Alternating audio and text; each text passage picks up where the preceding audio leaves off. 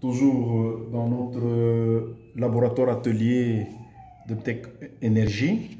Tech Énergie, comme vous le savez, c'est une entreprise d'ingénierie électrique basée à Lubumbashi, mais qui a aussi, n'est-ce pas, des arrière-gardes à l'international, notamment à Grenoble en France, à Pointe-Noire, à Abu Dhabi, en Algérie et finalement en RDC, ici à Lubumbashi. Alors, nous sommes principalement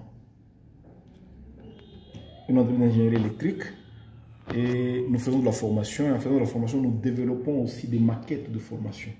Comme cette maquette pour faire de la simulation ou la formation sur les relais CEPAM de Schneider Electric. C'est une maquette qui a été complètement montée par Tech Énergie, par le groupe. Et ce sont des maquettes que nous utilisons, n'est-ce pas, en interne pour faire de la formation, pour faire notre propre formation, afin d'être très efficace quand nous venons intervenir chez vous, et pour faire de la formation de vos agents quand nous avons besoin de monter en compétence vos électriciens. Alors ici, j'ai une maquette d'un CEPAM 80. CEPAM 80, c'est un relais de protection moyenne tension des Schneider électriques. C'est parmi les relais, bon, j'ai l'expérience de beaucoup de relais moyenne tension, des relais de ABB, des relais de REF, des relais de Siemens, des relais de Schneider Electric. Schneider Electric a racheté beaucoup de relais, notamment des relais MICOM de Areva, et ainsi de suite, ou des relais VAMP.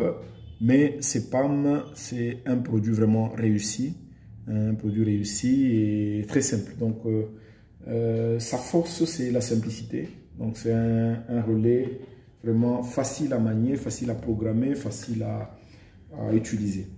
Alors,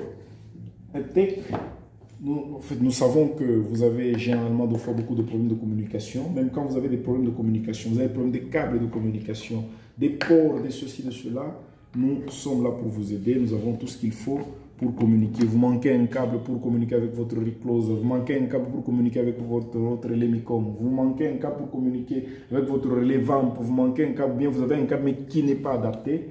Nous avons déjà tout ce qu'il faut, nous avons des adaptateurs qu'il faut, nous avons tout ce qu'il faut pour vous dépanner et vous nous appelez n'importe quand. Nous sommes à vos portes pour intervenir et vous tirer d'affaire.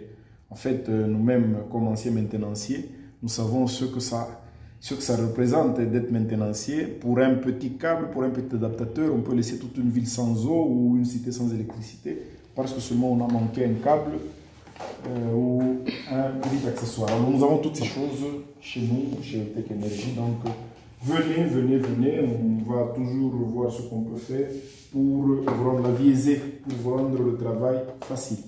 Alors je vais me brancher à mon ordinateur pour communiquer. Donc c'est juste des petites démonstrations. Je mets sous tension ma maquette.